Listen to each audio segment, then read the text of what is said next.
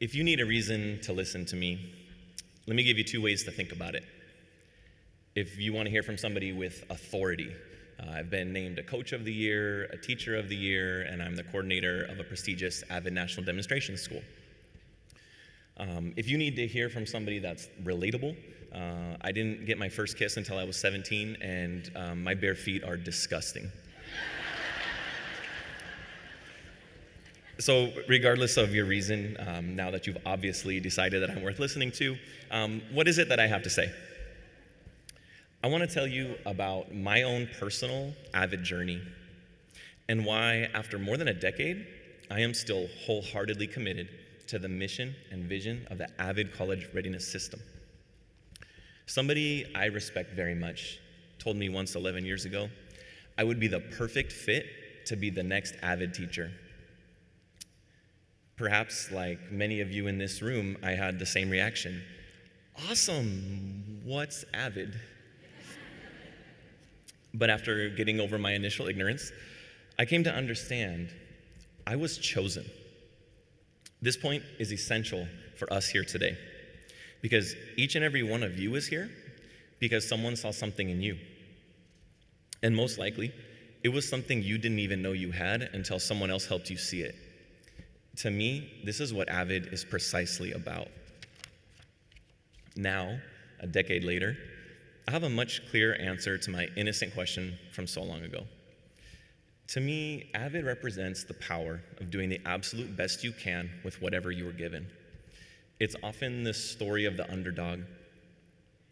To me, AVID is the achievement acquired by those who, historically speaking, have no business being successful.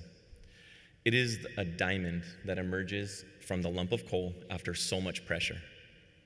To me, AVID embodies the power of perseverance and the destiny for those with enough determination. So what does AVID look like exactly? When you see a kid with no home internet attempting to learn computer science, this is AVID. When you see a former English language learner taking honors in AP English classes, this is AVID.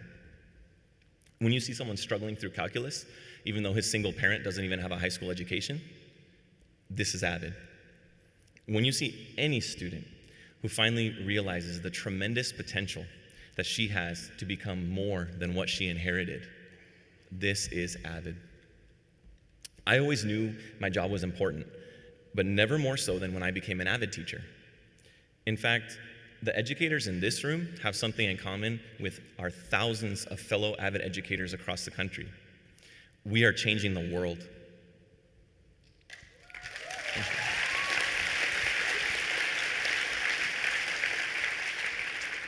This is not just a lifelong advantage. This shift is generational. Every AVID student who becomes the first in their family to graduate high school, the first to step foot on a college campus, or the first to get a bachelor's degree, is altering expectations for every subsequent generation. Their children will not even question whether or not they're going to pursue their education. And their lineage will become the teachers, doctors, lawyers, and engineers of a whole new world for generations to come. And there are so many things that make AVID unique. Where else do you see students so willingly committed to collaboration, or teenagers who actually use a planner or take purposeful notes for that matter? But most importantly, where else can you find so many teachers, counselors, tutors, and students who all use the exact same word when asked to describe their AVID experience? When it comes to AVID, the word they use is family. And family, with all of its challenges and unconditional love, is AVID. The AVID family is lifelong friendships and college graduation announcements and wedding invitations and birth announcements and your best tutors and your future co-AVID teachers and all those ones who will continue to call you Mr. and Mrs. even though they've long been old enough to take you out for a drink. In the end, we have to remember this essential truth. When changing the world, the burden is great, but the work is worth it. It is simultaneously terrifying and exhilarating. And although you might be feeling overwhelmed by that burden, I leave you with my final thought. As much as I've always wanted to change my students' lives what I've found time and time again is that they're the ones who changed mine. Thank you.